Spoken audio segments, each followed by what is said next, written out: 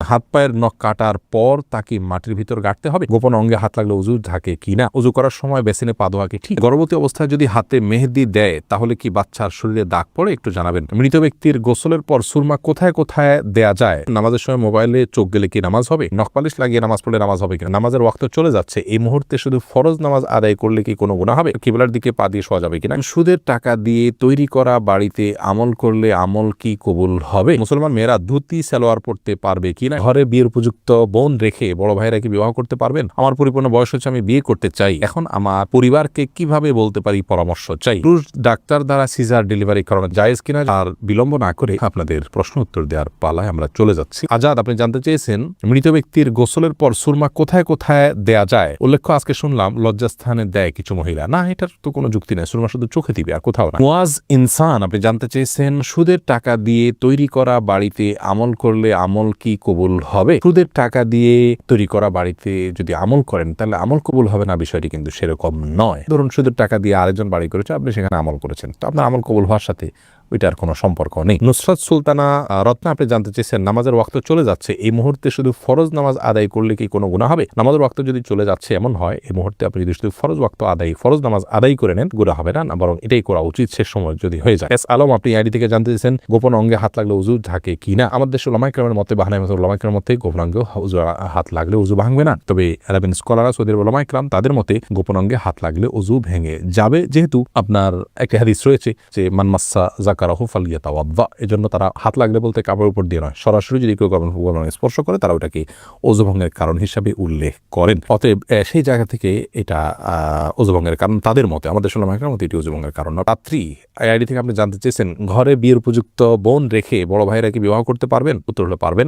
বোন বিয়ে দেওয়ার সাথে ভাইয়ের বিবাহকে শর্তযুক্ত করেন ইসলাম, বরং ভাই যার তার মতো করে তিনি বিয়ে করতে পারেন, এরপর তিনি বোনের বিয়ের জন্য প্রচেষ্টা চালাতে পারেন। তবে বোনের বিয়ে দেওয়াটা ভাইয়ের কর্তব্যের অংশ, সেই জায়গা থেকে সিরিয়াসলি বোনের বিয়ের জন্য ভাইয়ের চেষ্টা চালাতে হবে। কিন্তু তাই বলে তার উপরে নির্ভর করে নিজের বিয়ে আটকে রাখার কোনো শর্ত ইসলাম দেয়নি। এ বিষয়ে আমাদের সবার উদার হওয়া উচিত এবং মানসিকতাটাকে বড় রাখা উচিত। আকলিমা আখি, আপনি জানতে চেয়েছেন মুসলমান মেয়েরা ধুতি সালোয়ার পড়তে পারবে কিনা? এটা পরা উচিত নয়।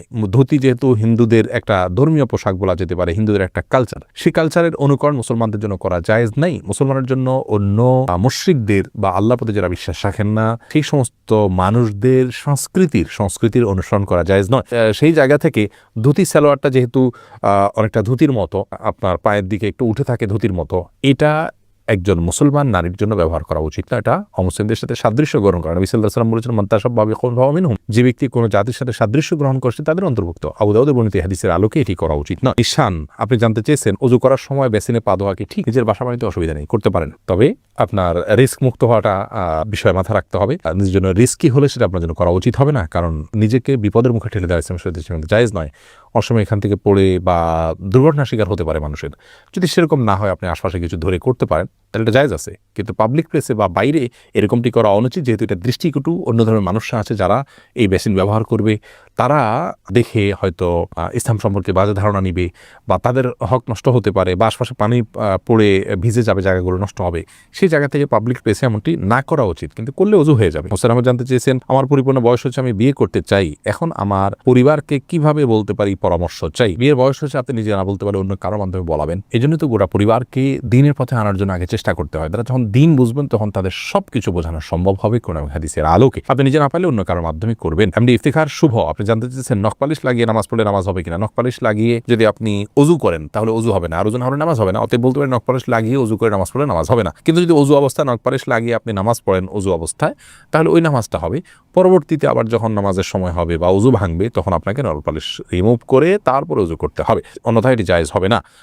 মা বোনেরা মাসিকের দিনগুলোতে নেল পালিশ ইউজ করতে পারেন, কোনো অসুবিধা নেই, যেহেতু তখন নামাজের অপশন তাদের নাই। কিন্তু পরবর্তীতে আবার নামাজ যখন শুরু হবে তার আগে তাদেরকে সেটি রিমুভ করে নিয়ে তারপর ওযু করে নামাজ পড়তে হবে। শিখা ইসলাম, আপনি জানতেছেন 3 পিস পরে নামাজ পড়ি, পা দেখা যায়, মোজা পরে নামাজ পড়লে কি হবে? পায়ের পাতা ঢাকতে হবে কিনা মেয়েদের নামাজের জন্য মধ্যে এটা নিয়ে মত পার্থক্য আছে। অনেক উলামায়ে কেরাম এটাকে শর্ত করেছেন। আমি ব্যক্তিগতভাবে এই মতটা চাইতে, যারা বলেন যে পায়ের পাতা পাতা বলতে পায়ের পাতার তলের অংশ এটা ঢাকার শর্ত দিয়ে থাকেন, তাদের মতটাকে আমি সমর্থন করি না। পাতার উপরই অংশ অংশ যেটা পাতার উপরের অংশ সেটা ঢাকতে হবে কিনা। অনেক ওলামা ইকরাম বলেছেন সেটা ঢাকতে হবে, অনেকে বলেছেন শুধু গিরার নিচ পর্যন্ত থাকলেই হবে কাপড়, আর পাতা না ঢাকলেও চলবে।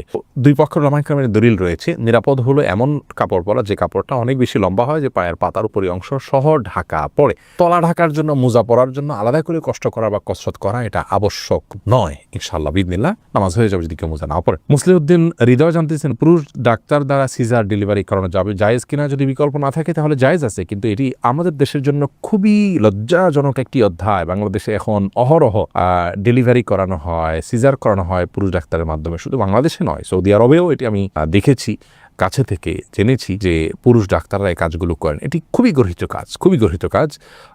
নারী ডাক্তারদেরকে উৎসাহিত করা উচিত এবং নারীদেরকে ডাক্তারি পড়ানো উচিত এবং এই কাজগুলো নারী ডাক্তারদের উপর ছাড়া উচিত। অন্যান্য সেক্টরে অনেক ডাক্তার চলে যাচ্ছেন, নারীরা গাইনিতে না গিয়ে অন্যান্য অনেক ডিপার্টমেন্টে চলে যাচ্ছেন, অথচ গাইনিতে পুরুষরা আসছেন। এটি মুসলিম কান্ট্রি বা মুসলিম সমাজের জন্য লজ্জা ছাড়ার কিছু নয়। একজন রোগী হিসাবে আমরা যদি অনন্য উপায় হই, অন্য কোনো বিকল্প ব্যবস্থা না থাকে, তাহলে আমাদের জন্য এটি জায়েজ রয়েছে। লালপুরি আড়ি থেকে আপনি প্রশ্ন করেছেন, গর্ভবতী অবস্থায় যদি হাতে মেহেদি দেয় তাহলে কি বাচ্চার শরীরে দাগ পড়ে, একটু জানাবেন। বোন, এটি সম্পূর্ণ কুসংস্কারের জন্য একটি বিশ্বাস। আমাদের দেশে অনেকে এরকমটি মনে করে যে গর্ভবতী অবস্থায় যদি গর্ভবতী অবস্থায় যদি এরকম কোনো কিছু করা হয়, মেহেদি হাত দেওয়া হয়, তাহলে সেক্ষেত্রে বাচ্চার ক্ষতি হয়। এগুলো সম্পূর্ণ ভুয়া কথা, ভিত্তিহীন কথা। এগুলো বিশ্বাস করা ইমানের সাথে সঙ্গতিপূর্ণ নয়। শিরকে আসগার হয়ে যেতে পারে এই ধরনের বিশ্বাস। অতএব এই ধরনের বিশ্বাস আমাদের রাখা উচিত নয়। কোনো রকম ক্ষতি হবে না ইনশাআল্লাহ বিদিনিল্লাহ। এরপরে আলমগীর হোসেন জানতেছেন, নামাজের সময় মোবাইলে চোখ গেলে কি নামাজ হবে? নামাজ হয়ে যাবে, কিন্তু এটি নামাজের মানকে অনেকখানি নিচে নামিয়ে দিবে। মোবাইল এর দিকে চোখ যাওয়া উচিত নয়, বরং নামাজের সময় সিজদার জায়গায় চোখ থাকা উচিত। নামাজের দিকে অন্যদিকে মন যেতে পারে সে বিষয়গুলোকে সরিয়ে ফেলা উচিত। নামাজের আগেই মোবাইলকে এমন জায়গায় রাখা উচিত নয়। নবী সাল্লাল্লাহু আলাইহি ওয়াসাল্লামকে একবার একটা কাপড় দেওয়া হলো নামাজ পড়ার জন্য, সেখানে কিছু চিত্র ইত্যাদি অঙ্কন করা ছিল, হয়তো গাছপালার চিত্র বা এরকম হালাল কোনো চিত্র ছিল। নামাজ পড়ে তিনি তারপরে বলেছেন, এই কাপড় সরাও, স্বচ্ছ বা ফ্রেশ কোনো কাপড় আনো, যাতে করে মনোযোগ নষ্ট না হয়। আল্লাহর সাথে কথোপকথনের সময় আপনার অন্যদিকে মনোযোগ দিলে, আপনি কারোর সাথে কথা বলছেন, সেখানে যদি আপনার অন্যদিকে মন থাকে, তাহলে সে যেরকম অভদ্রতা, অসৌজন্যতা, এটা মহান সৃষ্টিকর্তার সাথে কত বেশি অভদ্রতা এবং অসৌজন্যতা হবে সেটা বলাই বাহুল্য। রিমন খান জানতে চেয়েছেন, তাহাজ্জুদ নামাজ কি মসজিদে পড়তে পারবেন? যেখানে সেখানে পড়তে পারবেন, বাড়িতে পড়তে পারবেন, মসজিদে পড়তে পারবেন, কোনো অসুবিধা নেই। আমজাদ হোসেন জানতে চেয়েছেন, হাত পায়ের নখ কাটার পর তাকে মাটির ভিতর গাঁটতে হবে? যেহেতু এটা মানুষের শরীরের অংশ, ময়লা আবর্জনা ফেলার জায়গায় না ফেলে এটাকে কোনো মাটিতে দাফন করলে সেটা উত্তম, ভালো কাজ। কিন্তু এটি ফরজ ওয়াজিবের মতো কোনো কাজ নয়, যেটা না করলে গুনাহ হবে। উচিত, করতে পারলে ভালো হয়। নূর এই আইডি থেকে আপনি জানতেছেন, আমার ওয়াইফ এখন গর্ভবতী, এই অবস্থায় সে সূর্যগ্রহণ এবং চন্দ্রগ্রহণ মানতে চায়। যেমন গ্রহণ শুরু হলে সে কাজ করে না, রান্না করে না, কোনো কিছু কাটবে না।